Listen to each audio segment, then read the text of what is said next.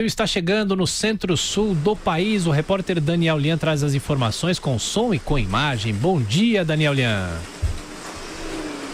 Bom dia, Thiago. Bom dia a todos. Isso mesmo, o frio já está chegando, principalmente nas regiões sul e sudeste. Realmente, as pessoas já tirando os casacos, guarda-chuvas e também capas, né?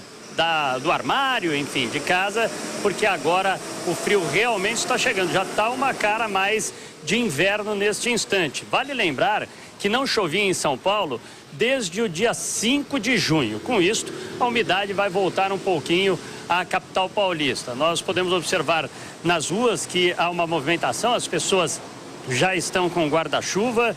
A previsão é que esfria ainda mais até o final de semana. A menor temperatura do ano em São Paulo foi registrada no dia 9 de junho, quando chegou a marca de 9,4 graus em média na cidade. Essa mudança com a chegada da frente fria está causando reflexos até no litoral. As ondas estão maiores, o mar está mais agitado.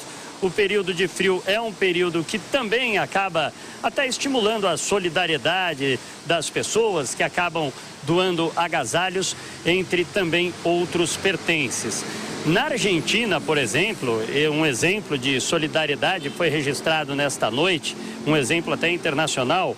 O clube River Plate da Argentina, aliás, atual campeão da Libertadores, abriu as portas do Monumental de Núñez, o seu estádio, para abrigar moradores de rua, já que a Argentina teve a noite mais fria do ano, e também aqueles que quisessem se abrigar.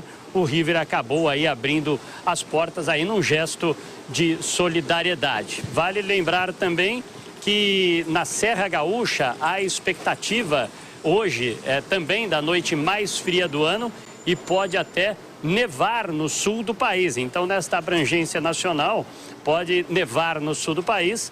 Ou seja, o frio chegou de vez. O inverno agora está com cara de inverno. Portanto, você que está nos ouvindo, nos assistindo, não se esqueça, antes de sair de casa, pegue o seu casaco ou então o seu guarda-chuva. Thiago. É verdade. Daniel Lian, bom trabalho para você. Até mais tarde. A hora